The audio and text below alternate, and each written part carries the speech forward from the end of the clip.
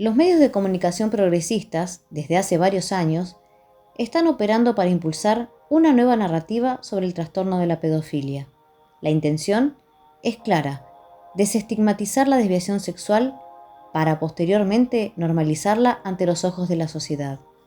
Para lograr este objetivo, los medios están exhibiendo y dándole tribuna a la corriente de pensamiento que asegura que los pedófilos nacen con desviaciones cerebrales que los impulsan a sentirse atraídos por niños y no que se fueron haciendo por el camino. Esta tesis es impulsada por especialistas como el criticado Dr. James Cantor, del Centro de Adicción y Salud Mental de Toronto, en Canadá, quien se ha dedicado a estudiar los cerebros de pederastas y llegó a la controvertida determinación de que la pedofilia es una orientación sexual como la heterosexualidad o la homosexualidad. Estos estudios proponen que los pedófilos tienen cables cruzados en el cerebro que, en lugar de provocarle un sentimiento de protección hacia los niños, les activan deseos sexuales. A pesar de los estudios y teorías, no existe un consenso científico sobre cómo, dónde y por qué se origina la pedofilia. Tampoco se sabe si un pedófilo puede ser curado o no de su trastorno. De las pocas certezas que se tiene acerca de la pedofilia es que es inequívocamente rechazada por la mayor parte de la sociedad, pues indudablemente existe temor del daño que puede sufrir un niño a manos de una persona adulta atraída sexualmente por infantes. No obstante, desde hace mucho tiempo, existen movimientos y activistas que buscan normalizar y lavar la imagen negativa de la pedofilia. Tal y como se lee en The Guardian, en 1976, el Consejo Nacional para las Libertades Civiles hizo una monstruosa presentación ante el Comité de Revisión del Derecho Penal del Parlamento que decía: las experiencias sexuales en la infancia, realizadas voluntariamente con un adulto, no producen ningún daño identificable. Lo que realmente se necesita es un cambio en la actitud que asume que todos los casos de pedofilia producen un daño duradero. Hasta hoy hay personas y grupos que mantienen este argumento. También hay medios de comunicación progresistas que han dado espacios a la normalización de la pedofilia, publicando artículos donde se presenta de forma cálida y empática a los pedófilos autodenominados virtuosos o no agresores. Personas que aseguran nunca haber abusado de un niño, pero que se sienten atraídos sexualmente por ellos. Los Angeles Times, en 2013, publicó un artículo titulado «Muchos investigadores tienen una visión diferente de la pedofilia». En la pieza se puede leer: al igual que muchas formas de desviación sexual, antes se pensaba que la pedofilia se debía a influencias psicológicas en los primeros años de vida. Ahora, muchos expertos la consideran una orientación sexual tan inmutable como la heterosexualidad o la homosexualidad. Se trata de una predisposición muy arraigada, limitada casi exclusivamente a los hombres, que se hace patente durante la pubertad y no cambia. En este artículo aparece una frase que prácticamente se ha vuelto un común denominador en la prensa progresista: no todos los pedófilos abusan de los niños, tampoco todos los pederastas son pedófilos. Un año más tarde, The New York Times publicó una columna de opinión titulada «La pedofilia, un trastorno, no un delito». En este artículo se lee: el sitio web Pedófilos Virtuosos está lleno de testimonios de personas que juran no tocar nunca a un niño y, sin embargo, viven aterrorizados.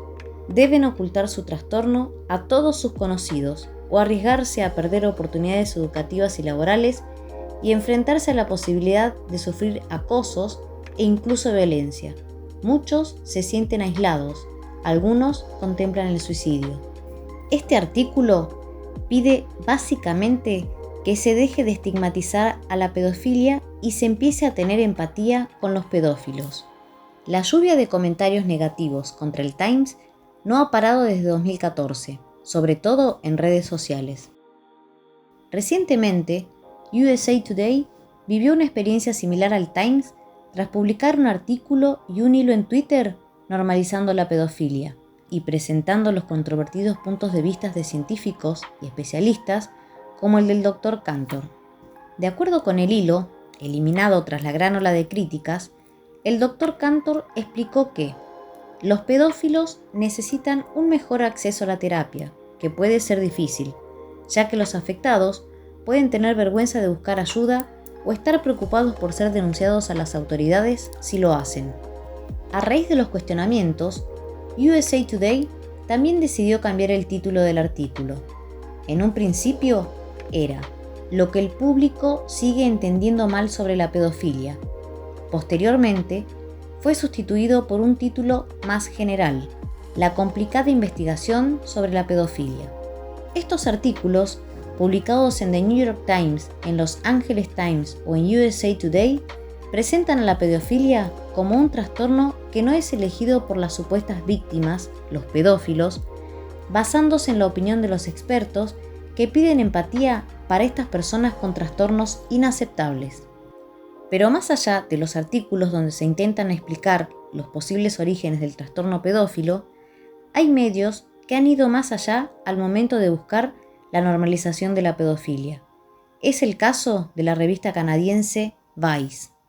Vice es, por ejemplo, una revista defensora de los pedófilos autodefinidos como no agresores, a quienes califica como una comunidad donde la mayoría de ellos afirma que nunca se ha comprometido sexualmente con un menor. También afirman que nunca tienen la intención de hacerlo. El artículo donde Vice hace una abierta apología a la pedofilia se titula "Pasé un año viviendo con pedófilos no agresores". Fue publicado en 2017 y escrito por Alexander McBride Wilson. Allí se narra la historia de varios pedófilos virtuosos que aseveraron jamás intentar abusar de un menor y no tener la intención de hacerlo. Una de las estrellas del reportaje de Vice es un hombre llamado Gary Gibson, de 65 años, quien fue acusado de violación por una hija adoptiva que tuvo 12 años atrás.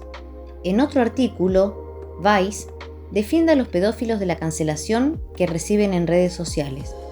Los sitios de redes sociales no pueden decidir cómo tratar a los pedófilos denominados no agresores. A medida que la narrativa empática hacia los pedófilos gana espacios en los medios progresistas, existe un sentimiento de preocupación que va creciendo y se manifiesta en redes sociales y artículos de opinión en medios alternativos y conservadores. La izquierda tiene un problema de pedofilia y seguirá empeorando a menos que la derecha se desentienda por completo de las apelaciones poco sinceras a la tolerancia, los eslóganes vacíos y sin sentido como "el amor es el amor" o los insultos vacíos como "homófobo". Estos recursos retóricos no son de buena fe.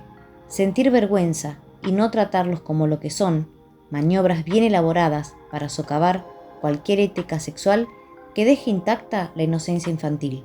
En redes, particularmente en Twitter, también se leen críticas a quienes buscan normalizar la pedofilia. Debemos estar atentos y vigilantes. Sabemos las consecuencias que podrían generarse si este trastorno empieza a ser socialmente aceptable.